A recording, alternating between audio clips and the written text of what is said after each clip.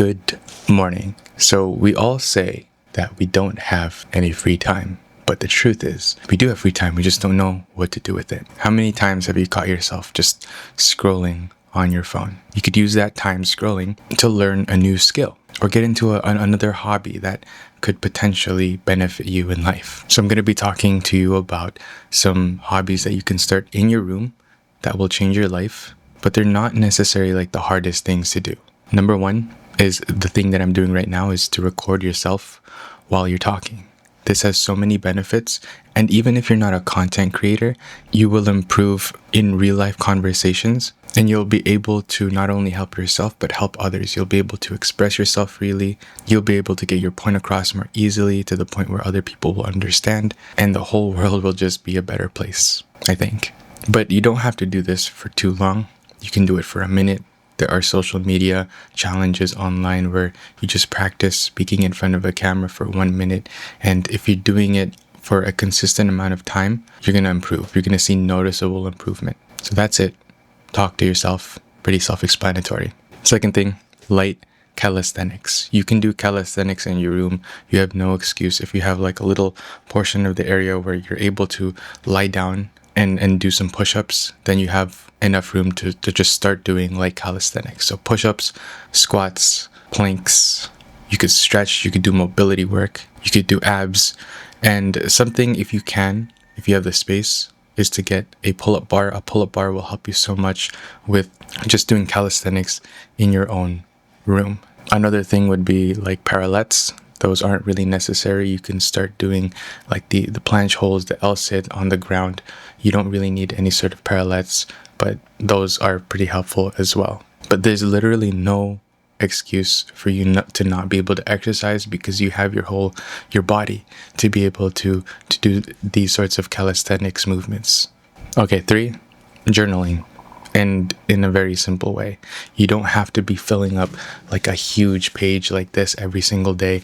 This is very time consuming, but all you have to do is write down one thought. It doesn't even have to be in a physical journal. You could do this on your phone. You could do this on your laptop. You can do this. You can record yourself for a minute. This, in my opinion, counts as a way of journaling, a way of documenting. So some questions that you can ask yourself is, what is something that I learned today? What bothered me today and how can I fix it? Or things that you're grateful for. There are so many things to be grateful for each and every single day. You can probably come up with one every single day for the rest of your life, and you'd still have so much more things to be grateful for. It's awesome. It's awesome. So journal, and it doesn't have to be too complicated. Just a couple minutes every single day. That'll be worth it. 4 is learning a new language. You have literally no excuse to learn a new language. You have access to the internet. If you're watching this YouTube video, you probably have access to even just YouTube, where people will teach you how to speak basic words in Spanish, Italian, Tagalog, French, like all of these languages, Mandarin and stuff.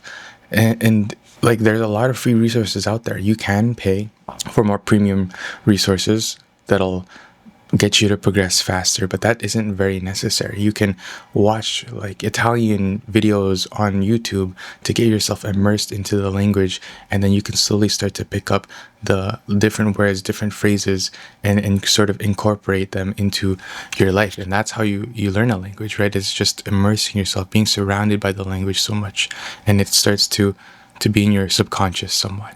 So learning a new language is awesome. You could do it in your room, and you don't really need much resources at all. If you have your phone, an internet connection, awesome. Perfect. Go start learning a language right now. 5, editing and storytelling. This is more of like a niche sort of thing, but editing and storytelling doesn't have to be in the form of like videos or photos or that type of media. You could do it through writing. You could do it through sketching, through art. And there's a lot of ways to tell a story, a lot of ways to tell your story. And that's what's so awesome about creativity. But for me personally, right, I record videos. So we're going to use me as an example. I could literally just record like different things that I do throughout the day. And I know it might not be the most exciting because I'm just in my room the whole day, but I'm doing that. If you take a look at my YouTube channel, I'm just recording myself yapping, and it may not be the most cinematic way of doing so. I could probably incorporate some more shots, some close-up shots of something that I'm doing, and incorporate more music and titles and graphics and stuff. But I'm practicing my editing and storytelling nonetheless. Each time I do this, I tweak a little bit of my color grading and see if I can get it to how I like it. And I've gotten to the point where I've gotten pretty fast at it and know what to look out for. So I feel like if I were to work on other projects, I would be a lot more efficient. But study yourself like those films that you get, or that athletes, my mind is drawing a blank, that athletes study when they're watching themselves play. Just make sure to see what you can improve on, and improve slowly over time. It doesn't have to be like a super quick, super big improvement, but just make sure every single time you're improving. This next one, number six, decluttering / room design. And I'm gonna just bring it all together with just cleaning your room. If your room is already spotless, is already immaculate, then awesome. But you can get into room design, and that is kind of like an expensive hobby, but I feel like you can take inspiration online. And I'm not sure if there are software that you can use to sort of have different size rooms and different furniture that you could place in together. But that's something that I kind of want to get into once I start figuring other things out. It's not high on my priority list, but if you're looking for a hobby for you to do, and something new that you can improve on, decluttering / room design is pretty fun. It sounds very simple, but it's actually pretty complicated. Like where to place your bed, where to place your drawers, where to place your desk, these cabinet storage units. And something that I want to get into as well is that I'm going to couple with this is 3D printing, and specifically 3D printing to make these little organization things, like these niche organization thingies. I don't even know what to call them. That you put in your cabinets or things that improve the quality of your life by just having things specifically made to what you have in your room. It's super cool. 3D printing is something that I want to get into, but let's go ahead and move on to the next one, number 7.